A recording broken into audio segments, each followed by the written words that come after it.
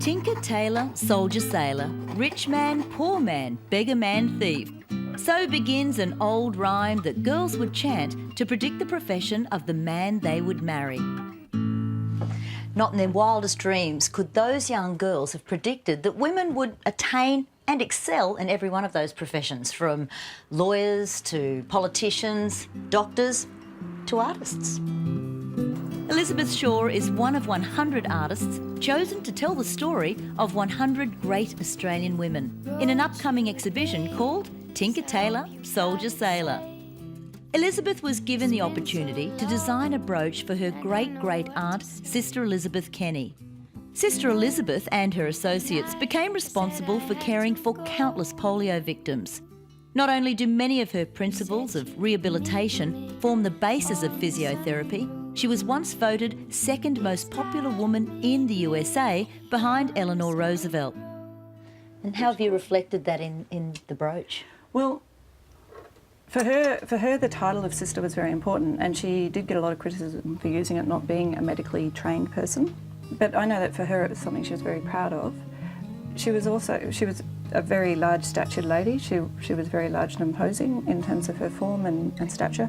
Elizabeth, you must be very, very proud of your great-great-aunt and proud to be in the exhibition. It's very much about doing something that reflects her and her ideas and her beliefs, and something that gives her recognition. The exhibition, to be held at Artisan, Brisbane, marks the 100th anniversary of International Women's Day and is a fantastic showcase of women's achievements and the incredible adversities they overcame.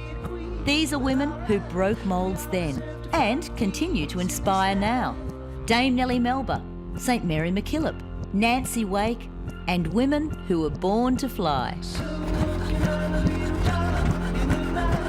Eliza T, who fashions designer jewellery, spent a month working on a brooch for her great-aunt, who also happens to be one of Australia's aviation pioneers, Nancy Delow Bird Walton.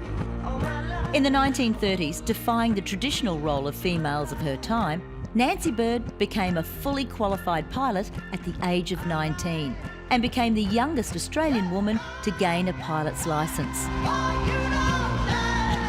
Tinker Tailor Soldier Sailor is the brainchild of Artisan curator Kirsten Fitzpatrick.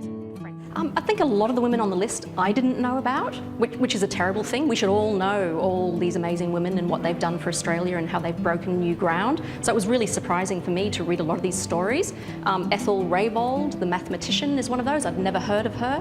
She had to teach baking during the day and then studied mathematics at night time and took out mathematic prizes, and she was an amazing genius sort of woman. So the jewellers used a baking dish to create a brooch from, but also mathematical formulas to make that connection.